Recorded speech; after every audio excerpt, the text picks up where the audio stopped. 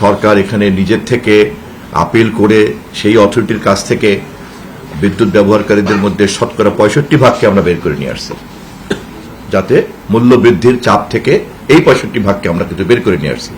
ইআরসির সিদ্ধান্তে তারা ছিল, এবং এরা সবাই কিন্তু আপনার প্রান্তিক জনগোষ্ঠী, নিচের থেকে 65% কিন্তু, নট উপরতলায় তো সবাই অকটেন ব্যবহার করে, জেট ফুয়েল ব্যবহার করে। এই প্যারামিটারটা আপনারা নিশ্চয়ই একটু খেয়াল করবেন, এবং আপনাদের রিপোর্টিং এর মধ্যে আমি আশা করি এটা রিফ্লেক্ট হবে।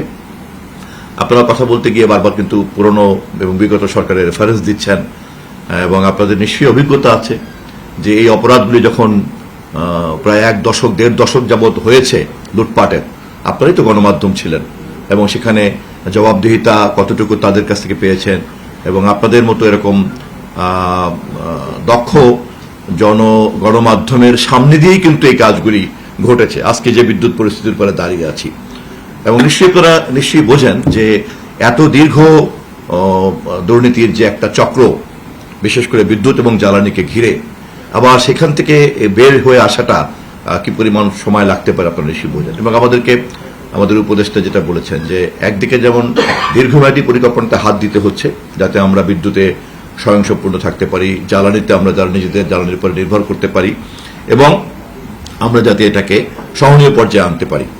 আবার অপরদিকে এই মুহূর্তের সমস্যাগুলিকে আমাদেরকে খুব গুরুত্বের সঙ্গে বিবেচনা করতে হচ্ছে।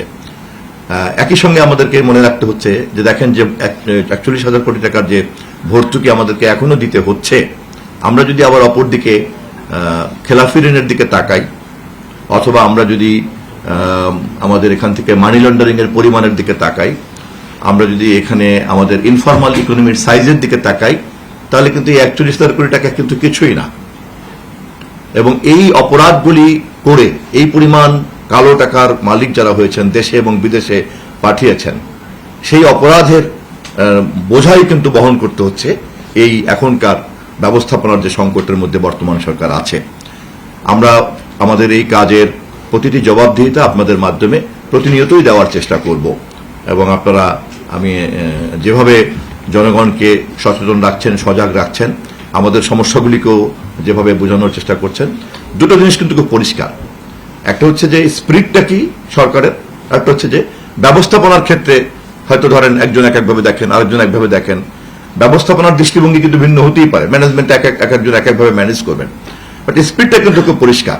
একটা দুর্নীতিগ্রস্ত দীর্ঘমেয়াদী অপরাধী এবং দুর্নীতি চক্রের অলিগার্কের কাছ থেকে এটাকে বের করে এনে ধীরে ধীরে এটাকে সুস্থ জায়গায় আনতে হচ্ছে। আপনাদের প্রশ্নের মধ্যেও সেই স্পিরিট রয়েছে, আমাদের কর্মের মধ্যেও সেই স্পিরিট রয়েছে।